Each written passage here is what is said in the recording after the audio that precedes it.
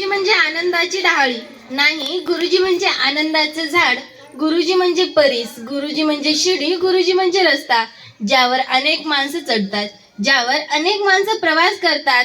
ते प्रवास करत असताना काही माणसांना आपली मंजिल गटून जाते. असे असतात आपले गुरुजी, जे रस्त्याप्रमाणे असतात. मित्रांनो, तसं जे पुस्तक मी वाचलं आहे त्या पुस्तकाचे नाव आहे आजचे शिक्षण यात्री.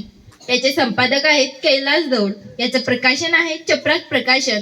या पुस्तकाची पृष्ठसंख्या आहे 192 व या पुस्तकाची किंमत आहे 350 रुपये. मित्रांनो, हा पुस्तक खूपच छान आहे. याचा मुखपृष्ठ फारच भन्नाटे. यावर आपल्याला शिकण्याची प्रेरणा निर्माण होते. आणि याच्या मूलपृष्ठावरचं एक वाक्य मला फार आवडलं. कोणत्याही देशाचे भविष्य हे केवळ रस्ते, वीज, पाणी अशा मूलभूत सुविधांमुळे घडत नाही. समाजाची पाऊलवाट ही शिक्षणाच्या प्रक्रियेतून जात असते. म्हणून शिक्षण कशा प्रकारे महत्वाचं आहे हे आपल्याला याच्या मूलपृष्ठावरून लक्षात येतं. आणि याच्या मूलपृष्ठाची पाठराखण दिनकर टेमकर सरांनी केली आहे. यामध्ये एकूण 51 शिक्षकांनी आपल्या शाळेमध्ये राबवलेल्या उपक्रमाची माहिती दिलेली आहे. हे उपक्रम वाचत असताना मला असं वाटत होतं की हे उपक्रम मी आमच्या स्वतः शाळेत राबवावे. इतके सुंदर सुंदर उपक्रम यामध्ये होते. आणि हे पुस्तक वाचत असताना मी या 51 शाळेमध्ये फिरून आले. या प्रत्येक गुरुजीच्या वर्गात बसून आले. आणि मला हे वाचत असताना असं वाटत होतं की मी खरंच यांच्या शाळेमध्ये फिरत आहे, यांच्यासोबत गप्पा गोष्टी करत आहे. इतकं महत्वाचं हे पुस्तक आहे. आणि यामध्ये शिक्षक कशा प्रकारे आपल्याला घडवतात हे सांगितलं आहे. जर आपल्या आयुष्यामध्ये जर शिक्षकच नसते आली तर आपलं जीवन कसं झालं असतं हे मला या पुस्तकामधूनच कळालं आहे. आणि आपल्या आयुष्यामध्ये फक्त 3च व्यक्तींना आपण मोठं व्हावंसं वाटतं. पहिली म्हणजे आई, वडील आणि शिक्षक. या तिघांनाच वाटतं की आपलं लेकरू मोठं व्हावं. आणि गुरुजी जेव्हा आपल्या शाळेत वावरत असतात तेव्हा ते प्रत्येक वर्गातील शक्यता शोधत असतात. आणि ते प्रत्येक शक्यता त्यांना दिसत असतात. आणि ते शक्यता फुलवण्याचं काम गुरुजी करत असतात. प्रवीण दवणे सरांनी म्हटलं आहे की योग्य वेळी योग्य शिक्षक मिळणं हा आपला भाग्ययोग समजावा.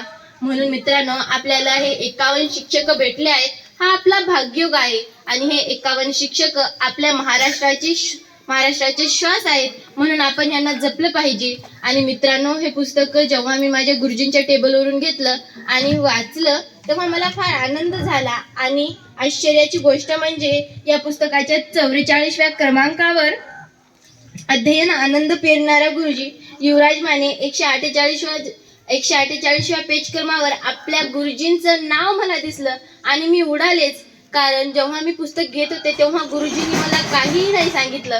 त्यांच्या यामध्ये पाठ आला आहे किंवा काहीही नाही. त्यांनी स्वतःची स्तुती केली नाही. मला फार आनंद झाला की आपल्या शाळेचं गौरव, आपल्या गुरुजींचा गौरव या पुस्तकामध्ये केला आहे. हे आपल्या शाळेसाठी, आपल्या गावासाठी अभिमानाची गोष्ट आहे. कारण आपण शाळेत वावरत असताना आपल्या गुरुजींना पाहतो की ते आपल्यासाठी किती प्रकारे मेहनत घेत असतात. ते आपल्यासाठी रात्रंदिवस राबत असतात. आणि त्यांचा गौरव या पुस्तकामध्ये झाला आहे. म्हणून माझं ऊर खूप भरून आला आहे. माझ्या गुरुजीने माझ्यामधला राजवंश शोधून दिला. त्यांनी मला सांगून दिलं की आजची जी ईश्वरी ती उद्याची ईश्वरी नाही राहणार. उद्याची ईश्वरी फार वेगळी राहणार आहे.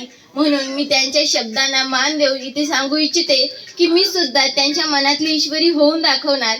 आणि आपल्या आयुष्यामध्ये शिक्षकांचं स्थान कसं असतं हे या पुस्तकामधून मला शिकायला भेटलं. आणि आपल्या महाराष्ट्रामध्ये 51 शिक्षक नसता असे कितीतरी शिक्षके असतील की जे लेकरांसाठी मदत करत असतील. हे शिक्षक हे आपल्या शाळेतल्या मुलांना स्वतःच्या मुलांप्रमाणे जपतात. आणि शिक्षक हे आपल्या आईसारखे असतात. हे माझेच गुरुजींनी मला अगदी चांगल्या प्रकारे सांगितलं आहे. आणि आनंदाची डहाळी गुरुजी कशा प्रकारे बनतो हे सुद्धा मी माझ्या स्वतःच्या डोळ्याने आपल्या गुरुजींना अनुभवलं आहे. आणि मित्रांनो, प्रत्येक महाराष्ट्रातल्या प्रत्येक वाचकांनी हा पुस्तक वाचला पाहिजे. कारण की यामधल्या प्रत्येक लेखकांचं गुणगौरव आणि यामधले प्रत्येक उपक्रम आपण पाहिले पाहिजेत. कारण हे आपल्या महाराष्ट्रामधले लेखक आहेत ज्यांचं मान गौरव या पुस्तकामध्ये झालेला आहे. आणि मित्रांनो, शिक्षक हे आपल्या जीवनामध्ये फार महत्त्वाचे असतात. मला प्रवीण दवणे आणि त्यांच्या शिक्षिकेचं एक प्रसंग आठवतं. जेव्हा शेवटपर्यंत प्रवीण दवणे त्यांच्या शिक्षिकेचा हात धरतात आणि शेवटी जेव्हा त्यांच्या मॅडम त्यांना भेटायला बोलवतात तेव्हा त्यांना दिलेले शिक्षेची आठवण करून देतात, तेव्हा मला कळालं की आपले गुरुजी आपण शेवटपर्यंत जपून ठेवले पाहिजे. कारण एका परिसराचा जर सोबत आपल्याला असला तर आपण खूप काही करू शकतो. म्हणून आपण त्यांची संगत ठेवली पाहिजे. आणि तुम्ही हा पुस्तक नक्कीच वाचा. मी कैलास दौड सरांना विनंती करते की त्यांनी अजून काही शिक्षकांची नावं यामध्ये वाढवली पाहिजे. मला वाटतं की पेजेसच्या मर्यादेनुसार काही शिक्षकांची नावं यामध्ये टाळली असेल. आणि मला इथे एक मूलभूत गोष्ट मांडायची आहे की या 51 शिक्षकांच्या शाळेतील मुलं किती नशिबान असतील. तेव्हा प्रवीण दवणे सरांचं ते वाक्य इथे लागू होतं, योग्य वेळी योग्य शिक्षक मिळणं हा आपला भाग्ययोग समजावा. आणि आमच्या शिक्षकांना आहा साळुंखे सरांनी म्हणलं आहे की खेड्यातल्या मुलांचं भविष्य हे तुमच्या हातात आहे, म्हणून तुम्ही त्यासाठी प्रयत्न केलं पाहिजे. आणि मित्रांनो, आज आपले शिक्षक आपल्यासाठी तसेच प्रयत्न करत आहेत, म्हणून आपण त्याचा फायदा घेतला पाहिजे. धन्यवाद.